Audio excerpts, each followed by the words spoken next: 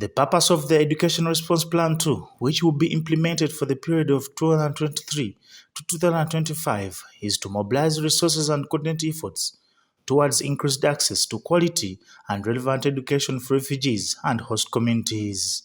This will also address gaps identified in the first phase of the Education Response Plan that was implemented between January 2018 and June 2021. Mrs. Museveni granted approval of the ERP II during a meeting she hosted at State House Nakasero for members of the ERP Steering Committee and Secretariat. They apprised her on the approaches and strategies that will be used to ensure that Uganda can continue to support the education response for refugee and host communities in the 12 refugee hosting districts in the country and selected schools in Kampala. The First Lady welcomed the second phase of the ERP, but cautioned the stakeholders to ensure that services offered do not cause disparity between the refugees and the Ugandans.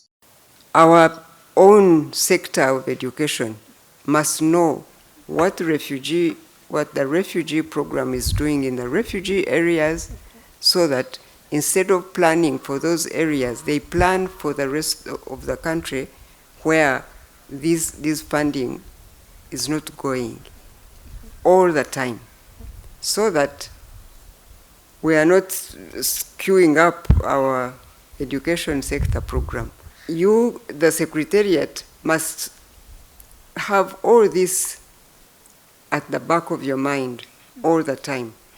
The planning and the monitoring. Exactly what are we doing with the funding that we got for this program? It must do, and it must ensure that we do what we do for our refugees, like what we do for our people.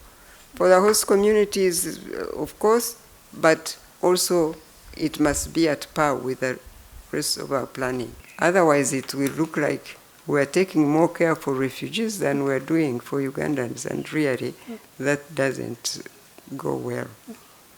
The ERP II covers aspects of access and quality in pre-primary, primary, secondary, technical vocational education and training, accelerated education program and system strengthening. The plan was developed to reach an average of 674,895 beneficiaries per year from the financial year of 2022 to 2023 to financial year 2024 to 2025 at a cost of $455 million.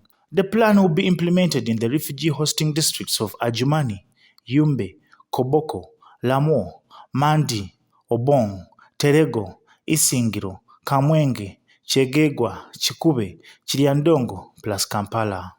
I must thank you, but I just want you to be deliberate about our planning and our monitoring, so that this program benefits all our people, especially where they are.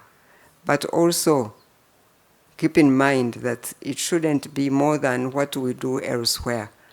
That's also very important. But I can assure you, I know how much you have worked with us on this journey, and all the other donor groups that work with us in education. We really do appreciate what you do. So I want to thank you so much. On behalf of the Education Development Partners, Nebandra Dahal, UNICEF's Chief of Education and Adolescent Development Program, reported that the establishment of the ERP Steering Committee and Secretariat has enabled a stronger and regular monitoring system of data and funding. Raising fund is always a problem, Mama, because there are so many new emergencies coming, and the global attentions tend to shift to the new emergencies and away from the protected emergencies. So once this plan is approved, Mama, we would like to approach you as UNICEF as the chair, and together with UNHCR, maybe we can do a local level, high level meeting with potential donors to mobilize their support.